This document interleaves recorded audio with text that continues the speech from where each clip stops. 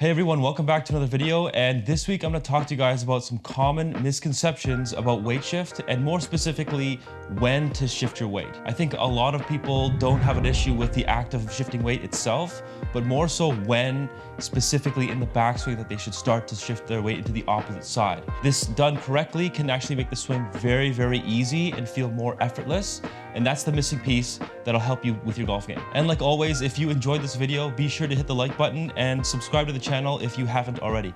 Let's get started.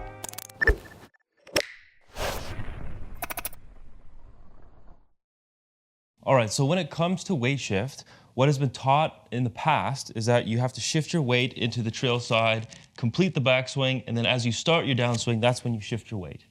But after technology development, we know better now, okay? We know that actually the weight shift happens even before you complete your backswing, okay? So the majority of people, when they go back, they kind of look like that. They kind of shift their weight and they actually don't get their pressure into the lead side early enough. What you'll notice if I pull up the pros on the screen here is that if I go in slow motion, by the time they just are about to complete, they're already kind of moving their hips, their weight, their pressure, everything to the lead side, and they just before they even complete the backswing. Okay, so they'll kind of look like this here. You kind of see my body move to the lead side as I'm still turning my chest kind of in the opposite direction. Okay, so the common mistake a lot of people make is that they either go up top, start their arms down first without putting the pressure to the lead side, or they actually try to do it too early if they're trying to shift their weight, which looks like this. Okay, so they'll actually move their weight and pressure into the left side, but their lead knee will actually push out like this. That's what it kind of will look like. But if you do that, that'll actually make it more difficult for your hips to turn, and that can affect other things in the backswing. So that would look like this. Okay, so to avoid that mistake, what you'll have to do is you'll have to feel as though when you take your backswing and you're just about halfway, that's when you want to feel as though you're constantly kind of moving a bit more into the lead side just before you complete. Okay, so you kind of rehearse that or just kind of watch me as I do it a couple times.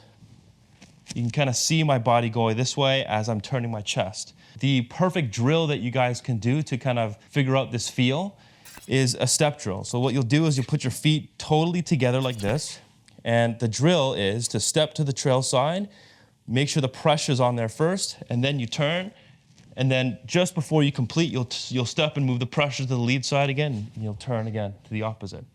So it'll look step, shift, turn, step, shift, turn. That's the sequence, okay?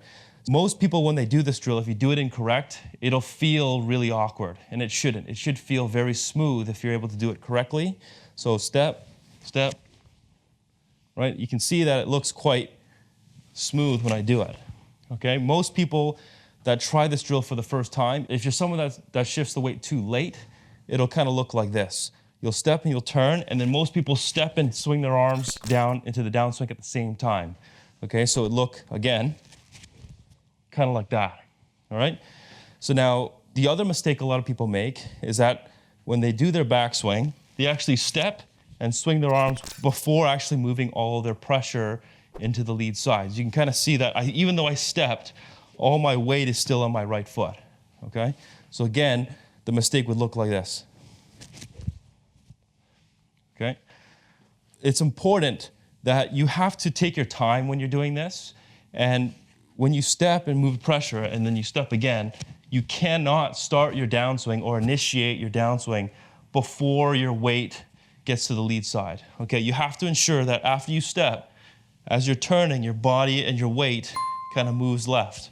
You can see that my hip, even my back, kind of my knees, everything are kind of moving into the left side before I initiate the downswing. So again, if you want to see it correct, you step, you shift, turn, step, shift, and then you turn, okay? Step, shift, turn, step, shift, turn. So I'll do it kind of in a normal pace here. Okay, so if you play that back in slow motion, you can kind of see when my weight is kind of moving. And one important point that a lot of people make a mistake with when doing the step drill is that after they step and when they're just about to start the downswing or step into the lead side, as they step, they usually kind of get their chest to open up really quickly. But the key to doing this correct is to actually delay the start of your downswing with your turns, okay? So you don't want it to look like this. Okay, you can see as I'm stepping, I'm like turning my chest. What you should be feeling is you step, you turn, you step, and then you pressure shift. And then only after you get the pressure to shift to the lead side, you can see that my chest is still fully turned, okay?